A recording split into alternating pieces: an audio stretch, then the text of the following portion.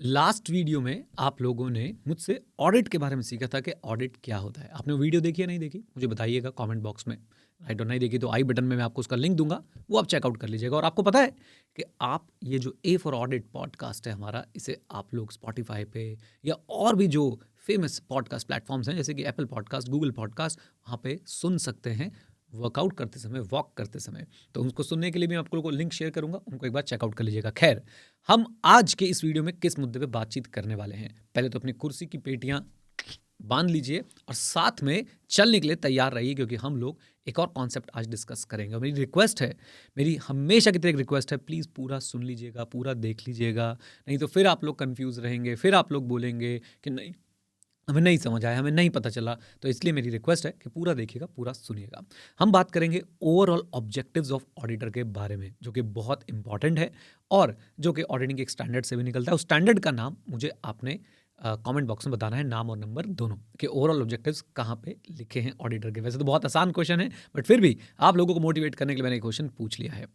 Overall objectives में हमें ये पता चलेगा कि ऑडिटर को एक्चुअली में करना क्या होता है। लास्ट वीडियो अगर आपने देखा था, लास्ट पॉडकास्ट अगर आपने सुना था, तो आपको पता होगा कि भाई ओवरऑल ऑब्जेक्टिव में सबसे मेन काम तो ऑडिटर का यही होता है कि भाई ऑडिटर को ओपिनियन देना है फाइनेंशियल स्टेटमेंट्स के ऊपर। अब उसके टेक्निकल वर्ड्स क्या है, जरा हम उस पर चर्चा करने वाले हैं। तो ध्यान से, बिल्कुल ध्यान से बैठ के इसको सुनिएगा। ओके, तो सबसे पहले जब आप ओवरऑल ऑब्जेक्टिव्स देखते हो तो आपको पता चलता है कि ऑडिटर का सबसे मेन ऑब्जेक्टिव है रीजनेबल एश्योरेंस ऑब्टेन करना। रीजनेबल एश्योरेंस ऑब्टेन करना। रिपीट करेंगे मेरे साथ तो मजा आएगा फॉर श्योर। गले में क्या अटक रहा है जरा देख लूं। हाँ जी, रीजनेबल एश्योरेंस ऑब्टेन करना। रीजनेबल एश्योरेंस ऑब्टेन करना किस चीज के लिए? रीजनेबल एश्योरेंस ऑब्टेन करना कि that whether financial statements are free from material misstatements, whether due to fraud और error. Let me repeat, reasonable assurance obtain करना कि भाई जो फाइनेंशियल स्टेटमेंट है ना, वो फ्री है या नहीं from material misstatement, whether due to fraud और एरर। अब इसको हम लोग डिकोड करने वाले हैं। रीजनेबल एश्योरेंस क्या होता है? रीजनेबल एश्योरेंस का बहुत सिंपल सा मतलब होता है high but not absolute. Sir इसका क्या मतलब हुआ? हाई बट नॉट एब्सोल्यूट का ये मतलब हुआ कि भाई 100% गारंटी नहीं है। ऑडिटर अपने ओपिनियन में ये बताएगा कि फाइनेंशियल स्टेटमेंट मटेरियल स्टेटमेंट से फ्री हैं, लेकिन लेकिन जब वो ये बता रहा होगा तो भाई साहब वो इस बात की गारंटी नहीं दे रहा होगा। वो ये बात 100% अफर्म, 100% कंफर्म नहीं कर रहा होगा। उसने जो एश्योरेंस दी है, उसने जो कॉन्फिडेंस दिया है आपको, वो 100% नहीं है, एब्सोल्यूट नहीं है। ओके, क्यों? क्योंकि उसको जो एश्योरेंस मिली थी फाइनेंशियल स्टेटमेंट्स चेक करके, वो ही 100% नहीं है। अब आप बोलोगे ऐसा क्यों है? ऐसा क्यों है कि वो जो एश्योरेंस देता है वो 100% क्यों नहीं है, और वो जो एश्योरेंस ऑब्टेन करता है फाइनेंशियल स्टेटमेंट को चेक करके, वो 100% क्यों नहीं है? तो इसके पीछे बहुत सारे कारण हैं, जिसमें से सबसे मेजर कारण जो है वो है inherent limitations of auditing. Inherent limitations of auditing. अब आप बोलोगे ये इनहेरेंट लिमिटेशंस क्या होती हैं?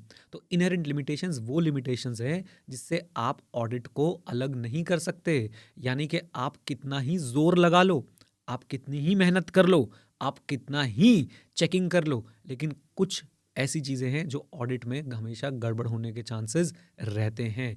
ऐसी चीज़ें जिसे आप ओवरकम नहीं कर सकते। Okay, inherent limitations. ओके, आइए अब इस पॉडकास्ट में आगे बढ़ते हैं। और आगे बढ़ने से पहले अगर आप यहाँ तक पहुँच गए हो 3 मिनट 52 सेकंड तक, तो भाई सल्यूट है आपको, क्योंकि आजकल तो रील और शॉर्ट्स का ज़माना है, तो 15 सेकंड में ही हो जाता है जो होना होता है। राइट, बट एनीवेज अगर आप यहाँ तक पहुँच गए तो वीडियो को लाइक कर दीजिएगा, ज़रूर लाइक करिएगा, और मुझे फीडबैक दीजिएगा इन वीडियोस का। आपके फीडबैक से मुझे मोटिवेशन मिलेगी। आपके लाइक्स भी जब देखता हूँ तो मुझे बहुत अच्छा लगता है। ओके, अगर आप पॉडकास्ट प्लेटफॉर्म पे सुन रहे हैं तो 5 स्टार रेटिंग दे दीजिएगा, अच्छा लगेगा, है ना। आइए तो अब बात करते हैं कि भाई reasonable assurance means high but not absolute assurance. और रीजनेबल एश्योरेंस क्यों ऑब्टेन कर पाते हैं, रीजनेबल एश्योरेंस ही क्यों दे पाता है ऑडिटर? क्योंकि भाई साहब ऑडिटिंग में इनहेरेंट लिमिटेशंस हैं। वो इनहेरेंट लिमिटेशंस क्या होती हैं वो किसी और एपिसोड में हम लोग चर्चा कर लेंगे, लेकिन अभी के लिए फिर से आते हैं ओवरऑल ऑब्जेक्टिव में। तो ओवरऑल ऑब्जेक्टिव तो यही है कि ऑडिटर रीजनेबल एश्योरेंस ऑब्टेन करेगा कि फाइनेंशियल स्टेटमेंट्स जो हैं वो फ्री हैं। किससे फ्री हैं? मटीरियल मिसस्टेटमेंट से। ओके, अब हमारे पास दो वर्ड आ गए, एक आ गया मटीरियल, एक आ गया मिसस्टेटमेंट। अब इन दोनों वर्ड्स पे जरा चर्चा करते हैं। मटीरियल क्या होता है बाबू? मटीरियल आइटम्स वो आइटम्स होते हैं, वो ट्रांजैक्शंस होती हैं, वो एक्टिविटीज़ होती हैं, या वो ओमिशंस, ओमिशंस मतलब वो चीज़ें जो आपने करनी थी लेकिन नहीं करी, वो चीज़ें जो आपने करनी थी लेकिन नहीं करी।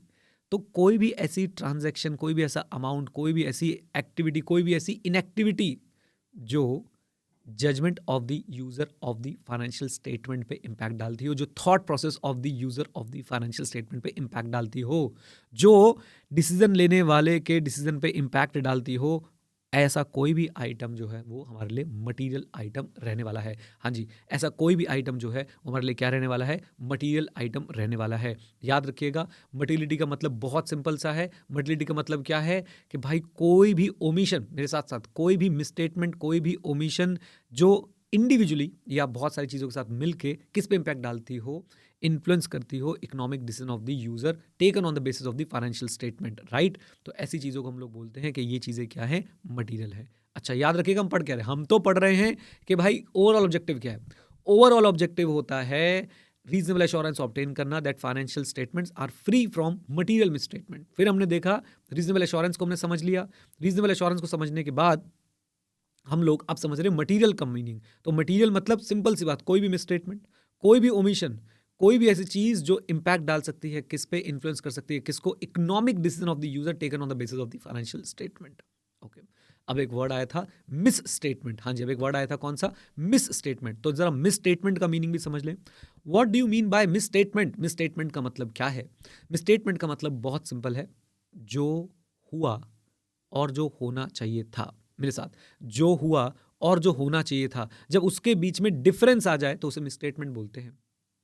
जो हुआ यानी जो फाइनेंशियल स्टेटमेंट में आपने रिपोर्टिंग करी, और जो होना चाहिए था यानी जो आपके अकाउंटिंग स्टैंडर्ड्स के हिसाब से, इंड एस के हिसाब से, आपके जो भी फाइनेंशियल रिपोर्टिंग फ्रेमवर्क है उसके हिसाब से जो होना चाहिए था, अगर उनके बीच में डिफरेंस आ जाए तो उसे मिसस्टेटमेंट बोलते हैं। क्लासेस में बहुत सारे एग्जाम्पल्स कवर करते हैं, यहाँ पे एक छोटा सा एग्जाम्पल आपको देने की कोशिश करता हूँ। मशीनरी परचेज करी है 1 लाख की, इंस्टॉलेशन एक्सपेंसेस दिए 10,000 रुपए के, तो जर्नल एंट्री क्या होनी चाहिए थी? Machinery account debit to cash, मान लेते हैं कैश में खरीदी है 1,10,000, 1,10,000, लेकिन आपने एंट्री करी machinery account debit, installation account debit to cash, 1,10,000 और 1,10,000, राइट। तो भाई साहब, जो होना चाहिए था, रिक्वायर्ड, जो हुआ, रिपोर्टेड, दोनों के बीच में क्या है? डिफरेंस है। याद रखिए, जो होना चाहिए था और जो हुआ, और जब दोनों के बीच में डिफरेंस आ जाए तो उसे हम बोलते हैं मिस स्टेटमेंट। ओके, सो 4 बातों में मिसस्टेटमेंट का हम लोग जो है वो स्कोप पकड़ते हैं, और वो है amount classification presentation disclosure, ACPD। Amount classification presentation disclosure, ACPD। एक बार और रिपीट करेंगे, let me repeat once again, amount classification presentation disclosure. तो जब भी, ध्यान से सुनिएगा, जब भी अमाउंट क्लासिफिकेशन प्रेजेंटेशन डिस्क्लोजर जो फाइनेंशियल स्टेटमेंट में हुई, वो अलग है किससे? वो अलग है किससे? जो एज पर FRF होनी चाहिए थी, जो हुई और जो होनी चाहिए थी, उनके बीच में जब आएगा डिफरेंस तो हम बोलेंगे कि यहां पे है मिस स्टेटमेंट। बोलिए क्या है? Miss statement.